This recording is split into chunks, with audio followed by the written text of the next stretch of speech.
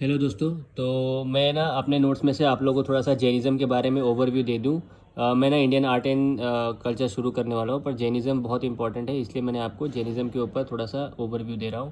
तो जैनिज़्म का मतलब क्या होता है? जैनाज मतलब कॉन्करर होता है। और इनकी जो फिलॉसफी है, ये लोग बोलते हैं कि वेदास को मानते नहीं है। They reject the authority of Vedas and believe in existence of soul. ये लोग सोल में बिलीव करते हैं, मतलब ये नास्तिक तो नहीं है ना। नास्तिक नहीं है क्योंकि ये सोल में बिलीव करते हैं, पर ये लोग वेदास की अथॉरिटी को नहीं मानते। जो हमारे वेदों में लिखा है कि ब्राह्मणों को दान दो, उनके द्वारा ही ये सारी चीज़ें होनी चाहिए वगैरह वगैरह, इन सब चीज़ों में बिलीव नहीं करते। ये लोग सोचते हैं कि जो ट्रूथ जो है, वो डिफ़िकल्ट टाइम्स में जो टीचर्स है, यानी कि तीर्थंकर्स है, वो बताते हैं कि कैसे ट्रूथ को अचीव किया जाता है, क्या है हमारे लाइफ का पूरा गोल। जैनिज़्म में महावीर थे, वर्धमान महावीर, वो लास्ट तीर्थंकर थे, और इनसे पहले भी 24 तीर्थंकर्स गए हैं। तो आप मुझे सबसे पहले तीर्थंकर का नाम बताएंगे कि उनका नाम क्या था। अभी देखिए, वर्धमान महावीर जो थे हमारे, जो लास्ट तीर्थंकर थे, वो किंग शारदा और क्वीन त्रिशला के बेटे थे, और उनका जन्म हुआ था कुंडलग्राम में। ये मैंने पूरा एक ये बना के रखा है उनका। तो ये देखिए, पावा जो पटना में है, वहाँ पे उनको ट्रूथ लाइफ यानी कैवल्य की जानकारी हुई। उन्होंने अपना फर्स्ट सेरेमन दिया। कैवल्य प्राप्त करने के बाद, ये एनलाइटमेंट प्राप्त करने के बाद पहला जो अपना सेरेमन दिया वो था पावा में। उनका सिंबल क्या है? लायन। और वो कहाँ मरे? पावापुरी, जो बायोस्फीयर रिजर्व है, वहाँ पे मरे। ये मैंने यहाँ लिखा हुआ है। अच्छा, जेन्स के 2 काउंसिल हुए थे, जैसे बुद्धिस्ट काउंसिल भी हुए थे ना, तो वो बुद्धिज़्म में आप पढ़ोगे। पर जो जैनास थे उनके 2 काउंसिल हुए थे, एक पटालीपुत्रा में हुआ था, और ये है स्थूलभद्रा जो थे वहाँ पे, वो उसकी ये कर रहे थे, क्या नाम है, पेट्रन थे वहाँ पे वो। सेकंड जो था वल्लभी में हुआ था, और उनके पेट्रन थे देवाद्री काशमोरा जो है, ये थे। अब मुझे तो इनका नाम भी पढ़ने नहीं हो रहा है। आप ये क्या है, आप पढ़ो, ठीक है। मैं तो सिर्फ ऐसे देवार्धी सिर्फ ये याद रखता था, बाकी तो ठीक है। अच्छा, जैन की फिलॉसफी जो थी है, वो थी है एकांतवादा, सॉरी अनेकांतवादा। अनेकांतवादा में ये होता है कि वो बोलते हैं कि कोई भी एक स्टेटमेंट ट्रुथ के रिगार्डिंग सही नहीं है। सभी अपने अपने पर्सपेक्टिव से ट्रुथ देखते हैं, और वो कहीं ना कहीं सही है। आप जिसका भी फिलॉसफी ऑप्शनल होगा ना, उनको ये चीज़ें समझ में आएंगी कि मैं अनेकांतवादा मतलब क्या बात कर रहा हूँ। जिसकी फिलॉसफी, फिर भी मैं आपको समझा दूँ।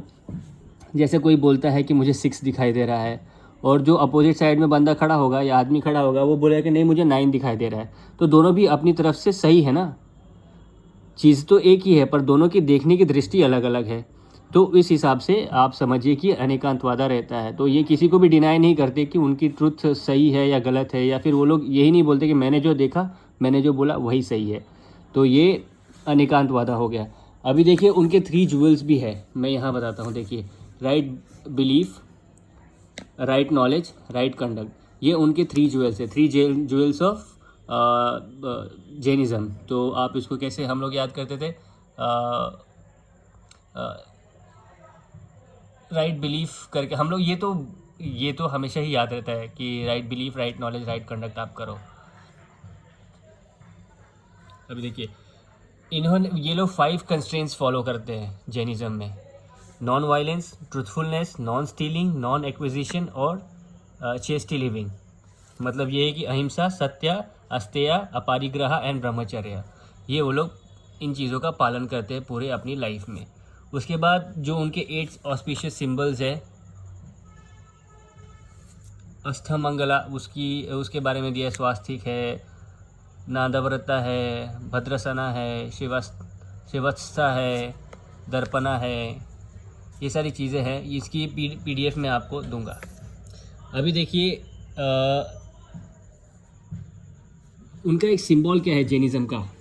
Hands with wheel on the palm, ये उनका सिंबल है, और इसे ही कहते हैं अहिंसा।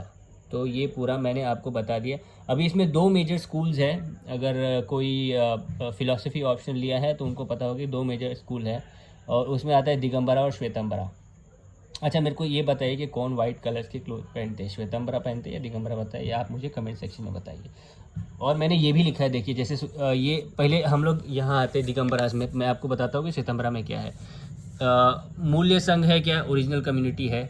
और तेरापंथी क्या है, ये लोग वर्शिप करते हैं आइडल्स को, यानी जो मूर्ति है उसकी पूजा करते हैं। और ये लोग फ्लावर्स जो होते हैं ना, फ्लावर्स एंड ड्राई फ्रूट्स, देखिए फ्लावर्स और ड्राई फ्रूट्स को ड्राई सब्स्टिट्यूट्स में ले लेते हैं, ठीक है। अब तेरापंथी कौन होते हैं, तेरापंथी सिर्फ तीर्थंकर्स को की पूजा करते हैं। और 20पंथी तीर्थंकर्स को भी पूजा वर्शिप करते हैं, प्लस यक्ष और यक्षिणी की भी पूजा करते हैं वो लोग। यक्ष और यक्षिणी मैं आपको पूरा इंडियन आर्ट एंड कल्चर में बताऊंगा, आप लोग ध्यान से इसे सुने। सिर्फ ये मेरी थोड़ी सी नोट्स है, ताकि मैं आपको बता दूं कि मैंने नोट्स किस हिसाब से बनाए, तो आपको पढ़ने चाहिए या नहीं पढ़ने चाहिए, ऐसा आप खुद ही डिसाइड कर लो कि ठीक है मैंने ये चैनल सब्सक्राइब करके अच्छा काम किया है या बुरा काम किया है, ठीक है ना। अभी देखिए सॉरी, श्वेतांबराज में उनके 2 पार्ट से देखिए।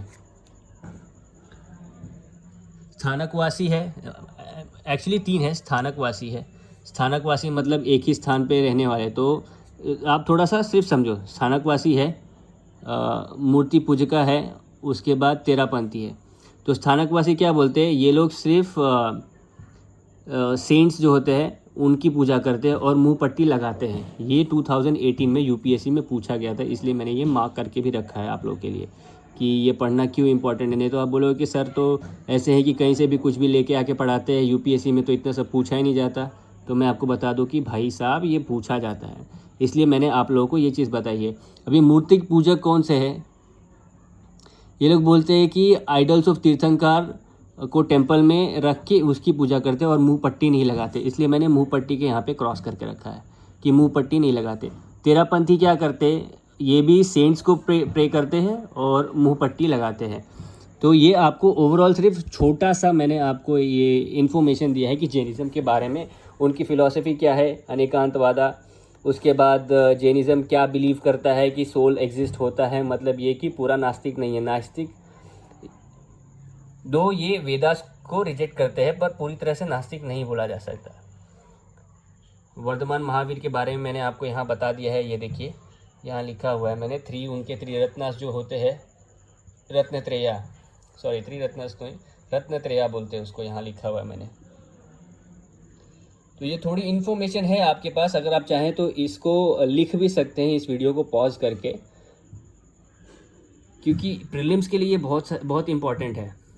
इतना ज़्यादा आपको मेंस के लिए, तो अगर मेंस के लिए किसी ने पढ़ा है ना, तो उसको ये सब भी नहीं, उसको तो ऐसा मुँह ज़बानी याद होगा कि हाँ ये है, ये सारी चीज़ें। चलिए ठीक है दोस्तों, अभी आज के लिए वीडियो में इतना ही। मैं आपको मिलता हूँ, मैं वीडियोस बनाने का कोशिश कर रहा हूँ, पर कैसा है ना, काम वाम भी रहता है तो मैं वीडियो बना नहीं पाता हूँ। और फिर मेरा ट्राइपॉड ख़राब हो गया है, और मेरे पास ऐसा नहीं है कि वो 3 लाख 4 लाख का डेस्क वगैरह में वो सरफेस डेस्क वो मॉनिटर लेके आपको पढ़ाऊँ। तो यही कोई आइडियाज़ है मेरे पास आपको पढ़ाने के लिए, जो मेरे बुक्स हैं, मेरे नोट्स हैं, उसी में से आपको पढ़ाऊँगा।